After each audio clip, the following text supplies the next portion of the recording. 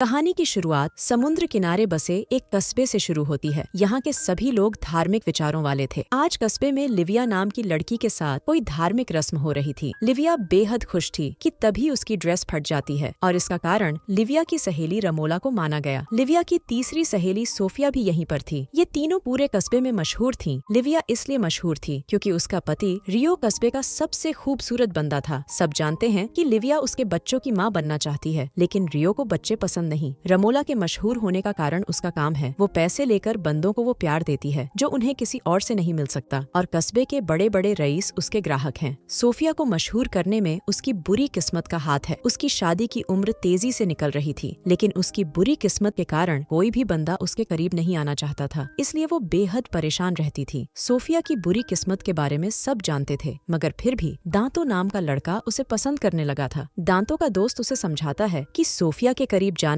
यानी अपने पैर पर कुल्हाड़ी मारने जैसा है, मगर दांतो उसकी बातों पर ध्यान न देकर सोफिया से बात करता है और उसे अपने साथ डेट पर चलने को पूछता है। सोफिया भी खुशी खुशी उसके साथ जाने को मान गई। ऐसे ही एक दिन कस्बे का मेयर रमोला के पास आता है। वो रमोला के साथ प्यार करना चाहता था, और जैसे ही रमोला ने अपना कमाल दिखाना शुरू किया तो ज्यादा एक्साइट होने के कारण उसकी वहीं पर मौत हो गई। कस्बे के कुछ लोग जानते थे कि मेयर ने रमोला की बाहों में दम तोड़ा है, मगर रमोला के मनाने पर वो कहने लगे कि मौत के समय मेयर अपनी बीवी के साथ ही था। मेयर के फ्यूनरल में आए लोग तरह तरह की बातें कर रहे थे, और इसी बीच कुछ लेडीज लिविया के पति के बारे में बात करने लगीं, क्योंकि वो काम के कारण घर से बाहर ही रहता था। लेडीज की बातें सुनकर लिविया को रियो पर शक होने लगा और वो रोते रोते रमोला के पास आ गई। लिविया उससे रियो के बारे में बात करना चाहती थी, पर रमोला उसकी कोई भी बात नहीं सुनती। वो लिविया से गुस्सा थी क्योंकि लिविया सबके सामने उसे बुरी लेडी कहती थी और अकेले में उससे मदद मांगने आ जाती थी। अचानक लिविया बेहोश हो जाती है। कुछ देर बाद लिविया होश में तो आ गई थी, लेकिन रमोला से बातें करने पर उसका रियो पर शक कम नहीं होता बल्कि बढ़ जाता है। दूसरी तरफ सोफिया नए कपड़े पहनकर तैयार हो गई थी क्योंकि आज उसके घर दांतो आने वाला था। जल्दी ही दांतो फूल लेकर सोफिया के घर आ गया और सोफिया का परिवार उसका स्वागत करता है। कुछ देर बाद जब दांतो खाना खाने लगा तो उसकी तबीयत बिगड़ गई। देखते ही देखते उसकी तबीयत इतनी खराब हो गई कि वो भी सोफिया की बुरी किस्मत पर यकीन करने लगा और वहाँ से भाग गया। कुछ दिन पहले इस कस्बे के बैंक में बहुत बड़ी चोरी हुई थी, जिस कारण पुलिस अफसर ब्रोनो बेहद परेशान था। उसे कस्बे के मछुआरों पर शक था और चोरों को पकड़ने के लिए उसने एक योजना बनाई। ब्रोनो चाहता था कि उसकी योजना पुलिस स्टेशन से बाहर ना जाए, मगर एक हवलदार की वजह से उसकी योजना आग की तरह पूरे कस्बे में फैल गई। सोफिया का रो रो कर बुरा हाल हो चुका था क्योंकि उसकी बुरी किस्मत उसका पीछा ही नहीं छोड़ रही थी। अचानक उसे पता चलता है कि उसकी माँ नहीं चाहती थी कि उसकी बेटी उससे दूर हो जाए, इसलिए उसने उसे लड़कों से दूर रखने के लिए कस्बे में उसकी बुरी किस्मत की अफवाह फैलाई थी। और दांतों की तबीयत बिगड़ने के पीछे भी सोफिया की माँ का ही हाथ था। गुस्से में सोफिया ने घर छोड़ने का फैसला कर लिया, लेकिन उसकी बुरी किस्मत के कारण कोई भी उसे अपने घर रखने के लिए तैयार नहीं था। थक हार कर वो कस्बे के लाइट हाउस में आ गई। उसी समय लिविया भी रमोला को लेकर वहाँ पर आ गई क्योंकि उसे शक था कि रियो अपनी लवर के साथ वहीं पर छुपा है, लेकिन उन्हें वहाँ पर रियो नहीं बल्कि सोफिया मिलती है। इसके बाद तीनों सहेलियां मिलकर रियो को ढूंढने लगीं और जल्दी ही उन्हें वो मिल जाता है। रियो के साथ साथ उन्हें यहाँ बहुत सारे हथियार और पैसे भी नजर आते हैं। तीनों समझ गई थीं कि ब्रोनो जिन चोरों को ढूंढ रहा है रियो उन्हीं में से एक है। उससे बात करने पर लिविया को पता चलता है कि रियो उसे छोड़कर यहाँ से भागने वाला था। ये सुनते ही लिविया गुस्से में आकर उसे गोली मार देती है। गुस्से में आकर लिविया ने रियो का कत्ल तो कर दिया था, लेकिन अब उसे डर लगने लगा था। काफी सोच विचार करने के बाद रमोला फैसला करती है कि वो रियो की लाश को ठिकाने लगाकर चोरी का सारा पैसा अपने पास रख लेंगी। पहले तो सोफिया और लिविया उसकी बात नहीं मानती, लेकिन फिर पुलिस के हाथों पकड़े जाने के डर से वो मान जाती है। अब तीनों मिलकर पहले सबूत मिटाती हैं और फिर सोफिया के पिता की फैक्ट्री में जाकर रियो की लाश को काटकर मछली के डिब्बे में डाल देती हैं। इसके बाद तीनों छुपती छुपाती लिविया के घर आ गईं। घर आकर तीनों यही सोचने लगीं कि पैसे कहाँ छुपाएं। इसी दौरान दरवाजे पर आहट होती है। लिविया के घर पुलिस आई थी क्योंकि ब्रोनो को रियो पर चोरी का शक था। पुलिस ने आते ही घर का सारा सामान उथल पुथल कर दिया, जिसे बाद में उन्हें ही ठीक करना पड़ा। सामान ठीक करने के बाद लिविया से पूछताछ की गई, जिसके बाद ब्रोनो इसी नतीजे पर पहुंचा कि रियो कस्बे से फरार हो गया है। भले ही रियो लिविया के घर में नहीं था, लेकिन फिर भी ब्रोनो ने घर के बाहर ही पहरा देने का फैसला कर लिया। वो उसी गाड़ी के पास खड़ा था जिसमें लड़कियों ने पैसे रखे हुए थे। इससे पहले कि ब्रोनो की नजर उन पर पड़ती, तीनों सहेलियां मिलकर किसी तरह पुलिस को वहां से भगा देती हैं। ये लोग पैसे को इस तरह अपने पास नहीं रख सकती थीं, इसलिए काफी सोचने के बाद इन लोगों ने पैसे को कस्बे के चर्च में छुपाने का फैसला किया। जल्दी ही ये तीनों चर्च के पास पहुंच जाती है और फिर लिविया पैसे पैसे लेकर चर्च में चली जाती है और फिर सारा पैसा एक मूर्ति के अंदर छुपा देती है। पैसे छुपाने के बाद तीनों आराम से रहने लगी। तीनों को अब किसी का डर नहीं था, इसलिए तीनों खुलकर जिंदगी जीने लगी। ऐसे ही एक रात जब ये तीनों बाहर घूमने निकली तो दो लोगों ने इन्हें अगवा कर लिया। ये लोग रियो के वही साथी थे जिन्होंने उसके साथ मिलकर बैंक में चोरी की थी। वो लोग लिविया से रियो और पैसे के बारे में जानना चाहते थे क्योंकि वो रियो की बीवी थी। उनके काफी पूछने पर भी तीनों उन्हें कुछ नहीं बताती, इसलिए गुस्से में आकर एक बंदा सोफिया के साथ जबरदस्ती करने लगा। ये देखकर रमोला उनकी धुलाई करने लगी। रमोला को रोकने के लिए एक बंदे ने उस पर गन तान ली थी। इससे पहले कि वो साले रमोला को मार पाते, लिविया गोली चलाकर दोनों को मार देती है और अपनी सहेली रमोला की जान बचा लेती है। आज जिस तरह तीनों एक दूसरे को बचाने के लिए लड़ रही थीं, उस चीज ने इन तीनों की दोस्ती को और भी गहरा कर दिया। अब इन्होंने इन दोनों के कत्ल का इल्जाम रियो पर डालने का फैसला कर लिया। इसके लिए रियो के जूते लाए गए और फिर उन्हें पहनकर घटना स्थल पर उसके जूतों से निशान बनाए गए ताकि पुलिस का सारा शक रियो पर ही जाए। मगर ये तीनों इस बात से पूरी तरह अनजान थीं कि कोई छुपकर उन्हें देख रहा है। अपनी योजना के अनुसार लिविया अगले ही दिन अपनी माँ के पास आती है और उससे कहती है कि रियो कस्बे में आ चुका है, क्योंकि वो जानती थी कि अब ये बात पूरे कस्बे में आग की तरह फैल जाएगी। जैसा इन लोगों ने सोचा था बिल्कुल वैसा ही हुआ। रियो के आने की खबर जल्दी ही ब्रोनो तक भी पहुंच गई।